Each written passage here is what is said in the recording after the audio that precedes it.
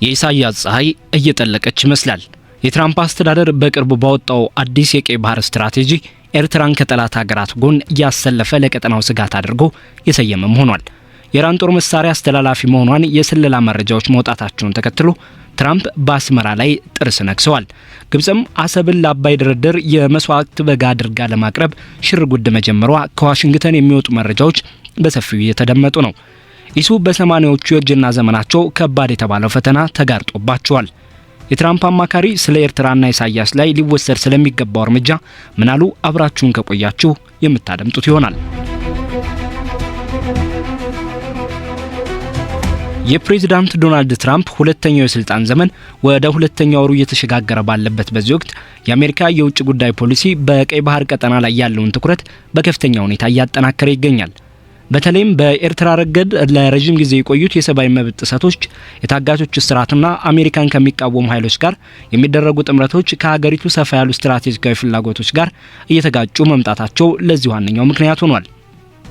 በቅርቡ የአሜሪካ መንግስት የቬኔዙዌላውን መሪ ኒኮላስ ማዱሮን በሚስጥራዊ ኦፕሬሽን ከስልጣን እንዲወገዱ ማድረጉና ለኢራኑ ከፍተኛ መሪ አያቶላ አሊ ሀሚኒ የሰጠው ግልጽ ማስጠንቀቂያ ዋሽንግተን የአሜሪካን ጥቅም አደጋ ላይ የሚጥሉ አገዛዞችን በተመለከተ ይበልጥ ጠንከር ያለና ወታደራዊ ይዘት ያለው እርምጃ ለመውሰድ መዘጋጀቷን አመላካች ነው። በዚህ አውድ ውስጥ ከ1983 ጀምሮ ኤርትራን እየመሩ ያሉት ፕሬዝዳንት ኢሳያስ አፈወርቂ ከፍተኛ የሆነ የዓለም አቀፍ ትኩረትና የዲፕሎማሲያዊ ጫና እየበረታባቸው ይገኛል። የተለያዩ መረጃዎችና የፖለቲካ ተንታኞች እንደሚጠቁሙ ከሆነ ላለፉት 3 አስርተ ዓመታት ያለምንም ተቀናቃኝ የዘለቀው የኢሳያስ አፈወርቂ ያገዛዝ ዘመን ወደ ማብቂያው እየተቃረበ ሊሆን ይችላል። ይህ ክስተት ኢትዮጵያ ወደ ኤርትራዊ አሰብ ወደብ ለመድረስ ካላት የማይናወጥ ፍላጎትና ትራምፕ እንደ ቀይ ባህር ያሉ ወሳኝ የባህር ንግድ መስመሮችን ደህንነት ለመጠበቅ ከያዙት ቁርጠኝነት ጋር በእጅጉ የተቆራኘ ነው። የዓለምን የንግድ እንቅስቃሴ እስከ 12 በመቶ የሚሸፍነውና የዓለም ኢኮኖሚ ጀርባ አጥንት እንደሆነ የሚታሰበው ቀይ ባህር በትራምፕ የ2025 የብሔራዊ ደህንነት ስትራቴጂ ውስጥ ቀዳሚ ትኩረት ተሰጥቶታል። የሰነድ አሜሪካ እንደ ሆርሙዝ ሰርጥና ቀይ ባህር ባሉ ቁልፍ የባህር መተላለፊያዎች ላይ ተቃዋሚ ኃይሎች የበላይነት እንዳይዙ ለመከላከል ያላትን ግብ በዝርዝር ያስቀምጣል። በተለይም የቻይና የሩሲያና የኢራን ተጽዕኖ በቀጠናው እንዳይሰፍን መመከት ዋናው ዓላማ ነው። የትራምፕ አስተዳደር የቀይ ባህርን ደህንነት መጠበቅ፣ የባህር ላይ የንግድ ነጻነትን ለማረጋገጥና የኃይል አቅርቦቶችን ሰላማዊ ዝውውር ለማስቀጠል ወሳኝ እንደሆነ ያምናል። ይህ ስጋት ይበልጥ ያፈጠጠው ከየመን በሁቲ አማጽያን የሚሰነዘሩት ጥቃቶች የንግድ መርከቦችን እንቅስቃሴ እያስተጓጎሉ በመሆናቸው ነው። በዚህ ምክንያት በፈረንጆቹ አዲስ ዓመት መጀመሪያ ላይ የአሜሪካው የባህር ኃይል ግዙፉን የጦር መርከብ ዩኤስኤስ አብርሃም ሊንከንን ወደ 5ኛው ፍሊት የሥራ ቀጠና ማስገባት መጀመሩ የአሜሪካን ወታደራዊ ዝግጁነት የሚያሳይ ነው።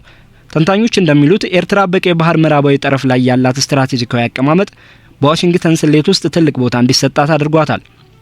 በተለይም ኤርትራ የሁቲ ታጣቂዎችን የስልጠና ተቋማት እያስተናገደች ትገኛለች። የሚወጡ ሪፖርቶችና ከአስመራ ቴሄራን እንዲሁም ቤጂንግ ጋር እየተጠናከረ የመጣው ግንኙነት አሜሪካን ክፉኛ አሳስቧታል።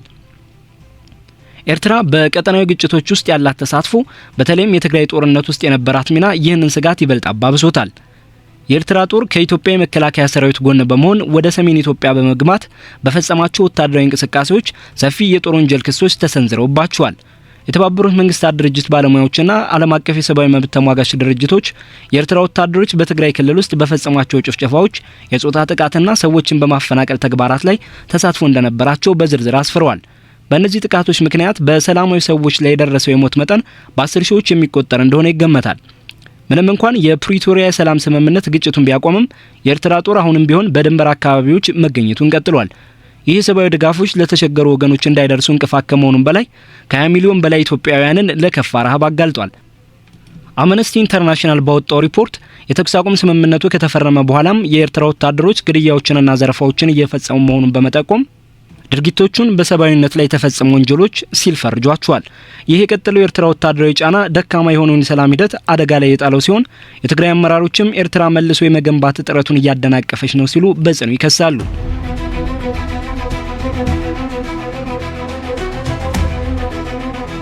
በትግራይ ክልል ተከስቶ የነበረው ግጭት ማብቂያ የኤርትራን ዓለም አቀፋዊ ዲፕሎማሲ አሰላለፍ በአዲስ መልክ ቀርጾታል። የአስመራ መንግስት የምዕራባውያንን ተጽዕኖ ለመመከትና ሚዛን ለመጠበቅ በሚል ከቻይና ከሩሲያና ከኢራን ጋር ያለውን ግንኙነት በከፍተኛ ሁኔታ አጠናክሯል። ቻይና በኤርትራ የማዕድን ቁፋሮና በመሰረተ ልማት ግንባታ ላይ የምታደርገው ኢንቨስትመንት እያደገ የመጣ ሲሆን ሩሲያ በበኩሏ ዲፕሎማሲያዊ ድጋፏን ለማስፋፋት እየተጋች ትገኛለች።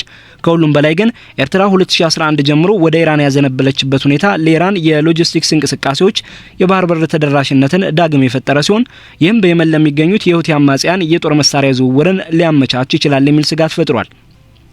የተባበሩት መንግስታት ድርጅት ተቆጣጣሪ ቡድኖችና የአሜሪካ የስለላ ተቋማት የሚወጡ ሪፖርቶች እንደሚያመላክቱት የኤርትራ ደሴቶች ለሁቲ ተዋጊዎች እንደ ማሰልጠኛ ጣቢያ እያገለገሉ ይገኛሉ።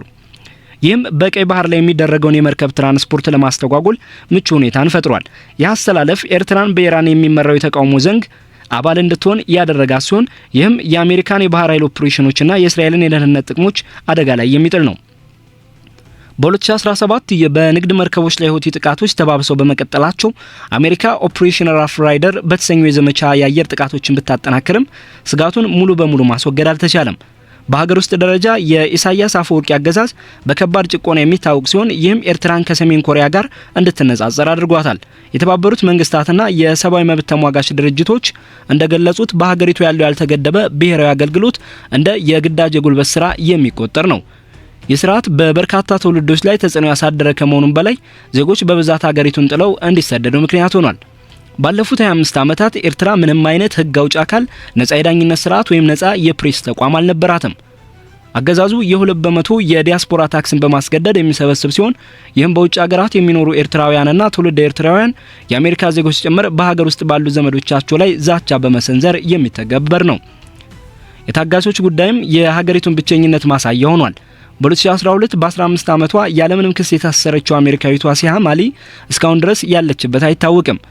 እንዲሁም ከ2001 ጀምሮ በቁጥጥር ስር የዋለው ስዊድናዊ ኤርትራዊ ጋዜጠኛ ዳዊት ይስሐቅ በዓለም ላይ ረጅም ጊዜ የታሰረ የሚዲያ ባለሙያ ተብሎ ይጠቀሳል።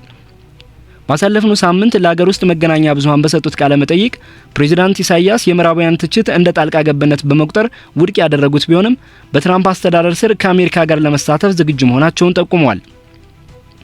እነዚህ ውስብስብ ጉዳዮች ኢትዮጵያ ኤርትራ ነጻነቷን እስካወጀችበት ጊዜ ድረስ ስትጠቀምበት የነበረውን የአሰብ ወደብ ዳግም ለማግኘት ካላት ፍላጎት ጋር ይገናኛሉ። ጠቅላይ ሚኒስትር አብይ አህመድ በመስከረም ባደረጉት ንግግር አሰብን ዳግም መቆጣጠር የማይቀር መሆኑን በድጋሚ ገልጸዋል። የታሪክ ትርክቶች አሰብን እንደ ጥንታዊ አክሱም ግዛት አካል አድርገው ቢገልጹም በሕግ ደረጃ ግን የኤርትራ ሉዓላዊነት በተባበሩት መንግስታት ድርጅት በሚመራው ህዝበ ውሳኔ የተረጋገጠ ነው። በሁለቱ ሀገራት መካከል ያለው ውጥረት እርስ በርስ በሚሰነዘሩ ክሶች ተባብሷል። ኢትዮጵያ ለአማራ ታጣቂዎች የቀረበ ኤርትራ የጦር መሳሪያ መያዟን ስትገልጽ፣ ኢሳያስ አፈወርቂ በበኩላቸው አዲስ አበባን በጦርነት ጎሳሚ ከሰዋል። በድንበር አካባቢ በኤርትራ በሚደገፉ ሚሊሻዎች አማካኝነት የሚደረጉ የውክልና ግጭቶች ተባብሰው የቀጠሉ ሲሆን ባለሙያዎች ይህ ሁኔታ ወደ ሙሉ ጦርነት ሊያመራ እንደሚችል እያስጠነቀቁ ነው። ኢትዮጵያ ከሶማሊላንድ ጋር ያደረገችው ስምምነትን ጨምሮ የባህር በር ለማግኘት የምታደርገው ጥረት የግብጽን ተቃውሞ ቀስቅሷል። ይህም የቀጠናውን ፖለቲካዊ ሁኔታ ይበልጡ ስብስብ አድርጎታል።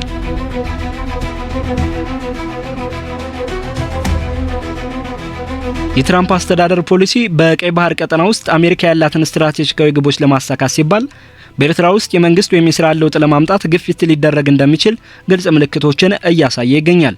የሀገሪቱ የብሔራዊ ደህንነት ስትራቴጂ በዋናነት ለምዕራባዊ ንፍቀ ክበብ መረጋጋት ቅድሚያ ቢሰጥም በዓለም አቀፍ ደረጃ የቻይናንና የኢራንን ተጽዕኖ ለመግታት የሚደረገው ጥረትም የዚሁ ስትራቴጂክ አካል ነው።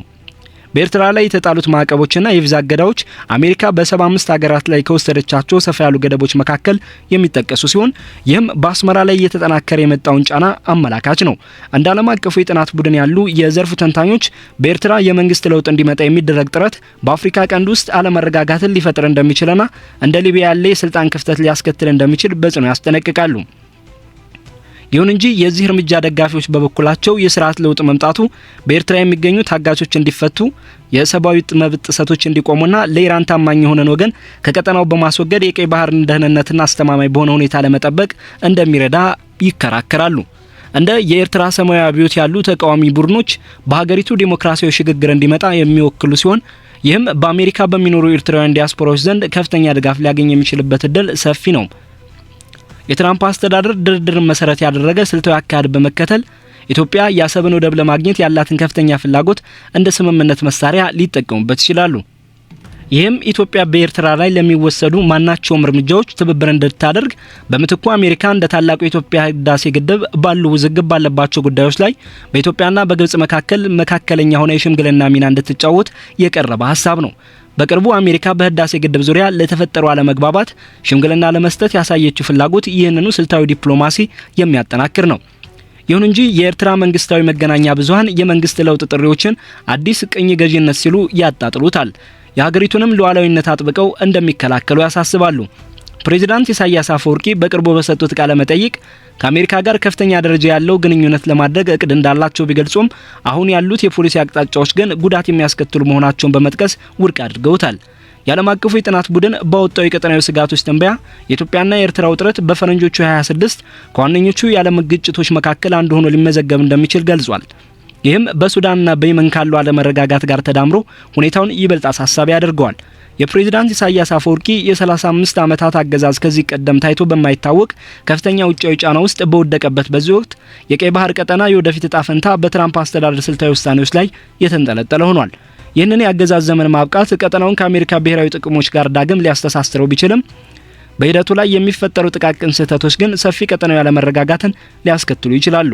የኢትዮጵያ የባህር በር ፍላጎትና የኤርትራ የማይበገር የአቋም ጽናት በተፋጠጡበት በዚህ ወቅት ይህን ዓለም አቀፍ ጠቀሜታ ያለው የውሃ መስመር አስተማማኝ ለማድረግ ዲፕሎማሲያዊ ድርድር ወይንስ ወታደራዊ ኃይል የበላይነት ያገኛል የሚለው ጥያቄ በታሪክ መድረክ ላይ ምላሽ የሚያገኝበት ዓመትም ይሆናል።